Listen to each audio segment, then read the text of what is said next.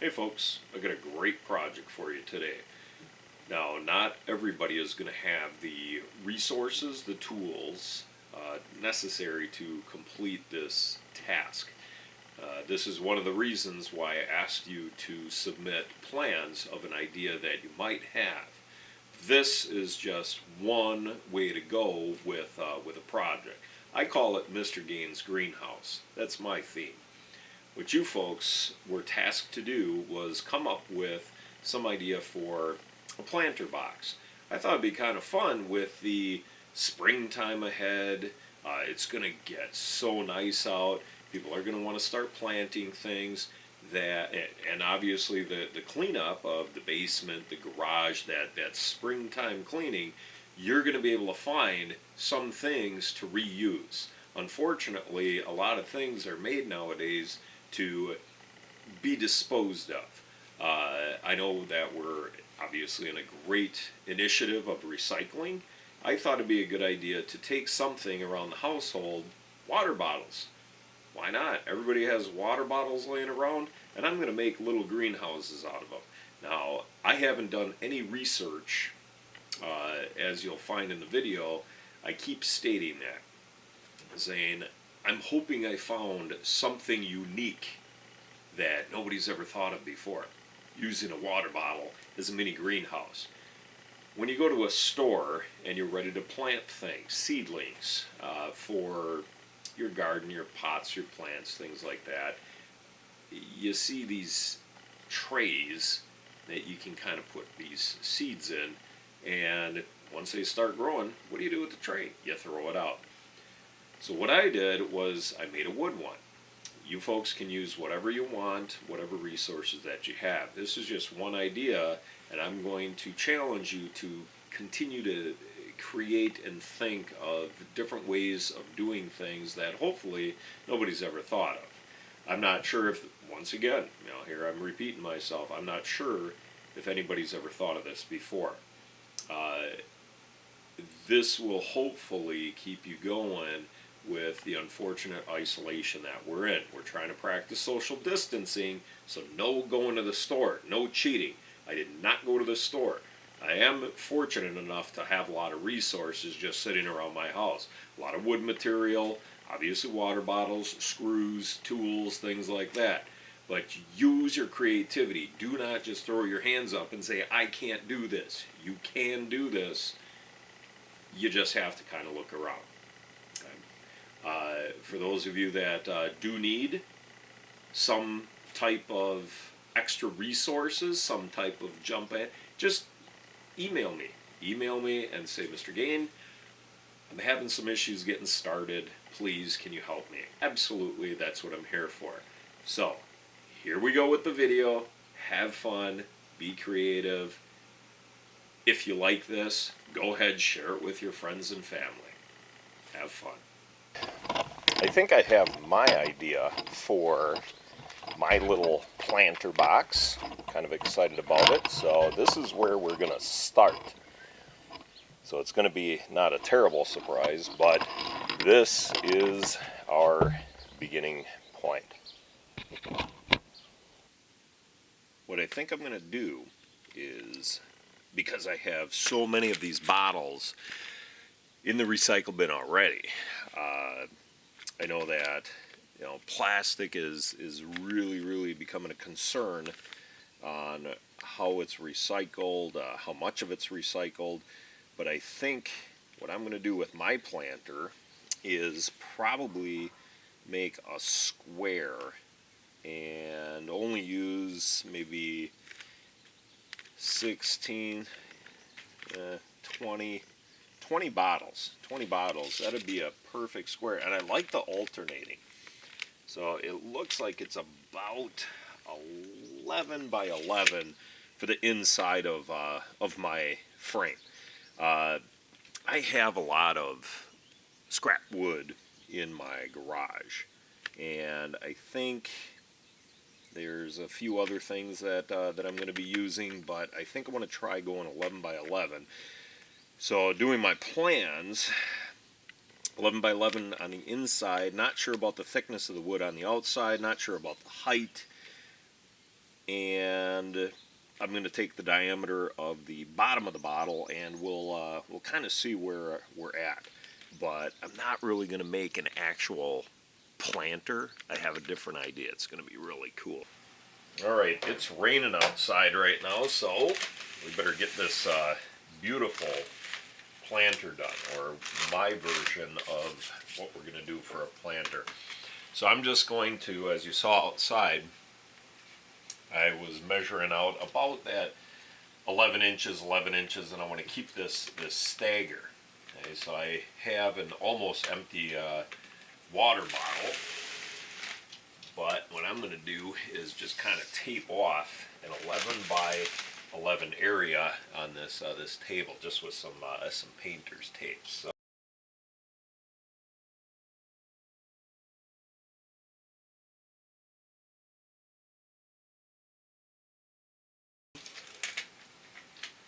that's 11 inches. That's 11 inches, okay. So we got an 11-inch square. Now I'm going to cut open a package of water bottles and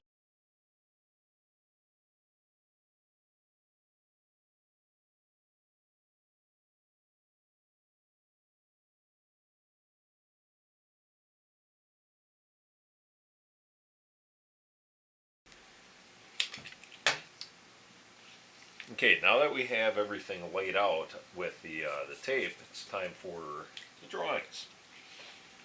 Now, from the very outside to the very outside, I'm going to make this one big long piece. And that piece is going to be 11 and a half. So just like drafting class, we're going to draw out our front view, and we're going to label it 11 and a half inches. Now on the right side view, looking at it this way, it's going to be from here to here, 11 inches. I'm going to draw this out, try to be to scale, 11 inches. Now, we can't really see the height from either the front or the right side, but I'm going to use what's called a furring strip. And a furring strip is 1.5 inches wide. So in this case, it's going to be within that height. Okay? And you're going to have to excuse the arrowheads. And I expect you folks to do this too. This is just a sketch. Okay? You're not going to be graded on the format and everything. It's just going to be a basic sketch of how you're going to construct this. Now I understand there's going to be some modifications. That's totally fine. Now the top view, what we're looking at right now, I'm going to draw out the inside here, and the inside is going to be 11 inches this way, and remember it's only going to be 10 inches this way. The 11 and a half comes in with that extra 3/4 of an inch for the material. I'm just going to draw this around to represent the furring strip 3/4 of an inch. Well, these are going to run all the way across, so it's going to be 10 on the inside, plus 3/4, plus 3/4 is another 1.5 inches. That's that outside 11 and a half. Now I don't have to label this, I already have it in my front view, but just so you understand what we're looking at here. So the other two pieces, yeah, just going to be 11 inches. So from here to here, not the whole side, there to there, just 11 inches. Now if I were to draw all the bottles in here, we're kind of looking at those 16 bottles, 1, 2, 3, 4, and I kind of wanted them offset a little bit. 1, 2, 3, 4. So nothing perfect, but just so you understand how these things are going to go. So, everything is going to be hopefully fairly tight in there. I think what I'm going to do also on the bottom here, I think I'm going to add 2 strips. to support all this, I don't want to put, because it's a planter, it's a specific project, I really think having just one big board is going to be kind of interfere with all the drainage. So when we water the plants that are in there, and it drains through the bottom of the bottle, where the bottom of the bottom of the bottle, where I'm going to put a little hole in each one, or a couple holes for the drainage. I don't want it to hit like a big piece of plywood or what have you, so I think I found in my garage some chicken wire. So I'm going to cut some chicken wire and let it fall about the width of the furring strips, staple it on, and then just to support it, maybe a couple boards, maybe one, I don't know, two. We'll see how it works out, and that's where those modifications come in. So let's go out to the garage, cut our pieces, and get back in and start cutting our bottles. Okay. Alright, so this is my furring strip, and my furring strip is 1.5 inches, I mentioned, and it's about 8 feet long, and same as our tape that was on the table, it's about 3/4. Oh, welcome to my garage, by the way. Kind of in the mix right now of just kind of cleaning up a little bit and whatnot. I'll probably turn this into a little bit better of a virtual classroom. There's the tag now on material like this. When you read that, it was 1 by 2 by 8. It's really not that 2. And it's really not the 1. 1.5, 3/4. Okay. Now, one of the things I want you to do is find out why. Okay. So I want you to do some research, and you're going to make comments in the comment section why it doesn't say 3/4 by 1.5 by 8 feet. Okay. What we're going to do, now I understand that not everybody has a power saw. Of course, I have a power saw. I'm going to mark my 11 inches, and I'm going to take my tri-square and measure out, or mark out, my 90 degrees.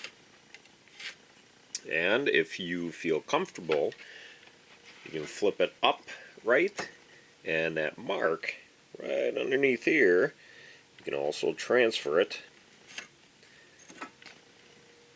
So now you have a mark going on both sides when you do line up your saw. So I have a general purpose saw. There's cross-cut saws out there. There's also a lot of different types of teeth. Now, I'm not going to get into a lot of the miter saws and table saws and other types of hand saws that are out there, the back saws. Really not going to do that with you, being that everybody has different resources at home. And so you might not have a furring strip at home for your planter box. I'm going to be just to the left of the line, because the sawdust is going to be my cut, and I want to make sure I'm pretty accurate here, even though it's just a little planter box. Now I'm going to go backwards. I'm going to make a kerf right in the corner, and then I'm going to start flattening down. Right along my line. And there you have it. So now the blade won't slip to the left or the right. Now you have a nice curve. Now when you do this, if you are using a hand saw, nice and easy back and forth. Let the blade do the work. Now with my other hand, it's out of the way. It's holding down the material. If you have a clamp, go ahead. But this is about the most minimal of resources that you have. Now I'm going pretty slow too. I'm not putting a lot of pressure, and it just falls right off. I'm going to cut my other 2 pieces, or my other 3 pieces, I'm sorry, and we'll go back down in the basement with 16 water bottles, and we'll keep going.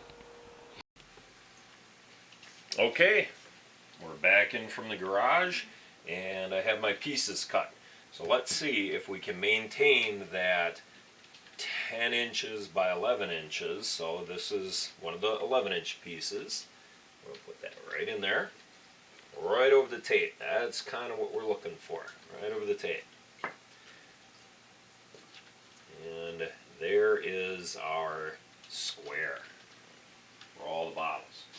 Now I did manage to go back in our recycle bin and get those 16 bottles. So let's see how we did here.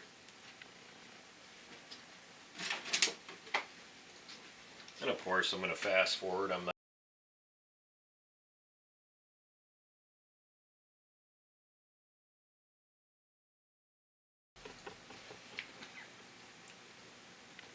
Now to connect my pieces together, what I did was I countersunk some holes. I'm going to use screws. I'm going to use 1 1/4" construction screws.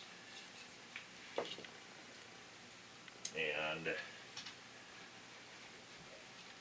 that's what they look like. Okay.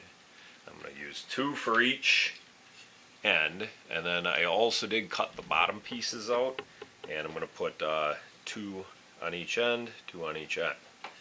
Now, unfortunately, not everybody has screws just laying around. If you use nails, you can use nails. Even if you band this whole thing with wire or tape or glue or something to keep everything together. This is going to be kind of one of those up to you, but I'm going to use screws. I want people to still practice social distancing. I don't want you to run out and get anything.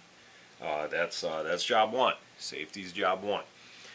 Now what I did, if you don't have a countersink bit just laying around, that here's an old one. So it has that light little taper to it, and then you can, after you set and make it kind of look like the head of the screw, and you can use an 1/8 of an inch or a 7/64 for a little bit tighter fit, just regular old machine bit.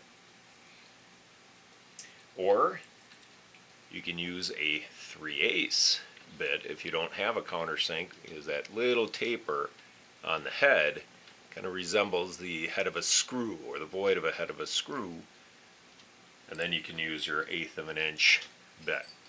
But ultimately, so you do have a sunk head in the screw. That's what it should look like there. Now I did also label each piece to make sure I know exactly what holes match up, because I just kind of eyeballed those. Those are going to match up with that side A and B and C and D and so on. So let's fasten this together. Okay, I decided to take off my green tape frame. Just kind of put these so I can stand frame with the camera. These are the 2 pieces that I'm going to use for the bottom. I'll probably end up evening them out. Same thing, do a countersink. I think they'd actually make kind of cool little legs. I don't know, maybe I'll do an angle. I have no clue. But ultimately, once I get the chicken wire on there, I'll be able to have it raised up. That'll be a nice little drainage area, I think, for our planter. Now, the bottles themselves, there is a slight taper, and I've noticed this on a lot of bottles, kind of for where your hand goes. So if you really look, there's this taper right in here. Right here is where I'm going to cut for, and there's a reason for that. And I'm just going to use a big scissors to cut right through. And this is another reason for the parental consent forms. So I do not want anybody getting cut. Okay? I don't care if it's with a scissors or the edge of the plastic. I want you to be very, very careful. So after I am done cutting all those, I'm actually going to go back out in the garage and get the chicken wire.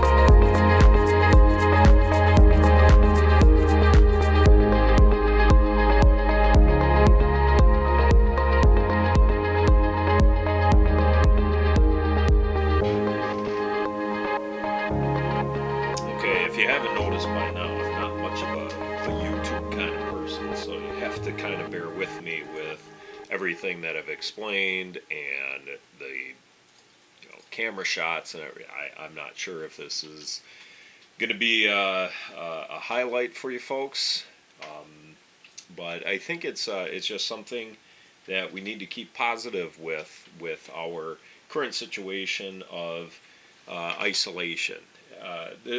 Springtime is coming up. I mean, it's upon us. Like I said in a couple times this video, it's raining outside. I know sometimes it might seem like a gloomy thing, but along with rain comes flowers. Now, each one of these, this is the big thing. Now this is obviously going to be the title, but these are mini greenhouses. Okay? Now, I don't know, once again, I haven't researched YouTube or any other place, but I think I've come up with something fairly unique to use with recycled bottles. I don't know. So here's my thinking, is that each one of these obviously is going to hold some seeds. Okay? This is going to be a great project for you folks being freshmen in my class, but at the same time, I think a lot of people would be able to do this project with maybe a parent, somebody at home with a young one, and looking to do something fun for the spring. Now, this is not my idea. This is, hopefully another hack that you might have seen is taking a milk jug or any jug that has a handle, cutting the bottom off and making it into a scoop. And this also doubles then as a funnel. So if you didn't want to use this as a scoop, you could take the bottom off and use it as a funnel. Works great. So I'm just using it as a little pourer for my dirt. Now each one of these I cut holes in the bottom. Hopefully you're a little neater than I am here. I cut little holes in the bottom of each of these for drainage, and then in turn they're being held up by the chicken wire, but that'll help with drainage also. After you plant your seeds, then, this is what I believe the key to your greenhouse. Now there's always some ventilation needed, but at the same time with this ventilation, not a lot of water, if this gets rained on, is going to penetrate. So the sun is going to go through, and even through some of these really cool rib sides. But this is one of the reasons why I cut the middle, where the part, the handle, just because that was a little bit smaller than the top of the bottle. Now this I marked Wildflowers Perennial Mix. If I put that right over the top now, so next year, I'm not saying you have to stick with Wildflowers Perennial Mix. If this bottle top becomes something else, you can write on the other side, you can cut a different bottle top off, it can then be a new little mini greenhouse. And once obviously the flowers start growing, you take the top off, take these out, plant what you want. Obviously they sell things like this in the store, but I think this is going to be a cool project for you folks to kind of get, and I want updates. I want to see things progress as they grow in here. Once they get big enough, then you can plant them in your garden, into a larger pot, and so on. So after all these are covered up, this becomes one of those kind of weird little greenhouses that that they sell at all those big box stores, but you used recycled bottles, okay, and some of your recovered material. Great little project, and watch for more cool little projects from Mr. Game.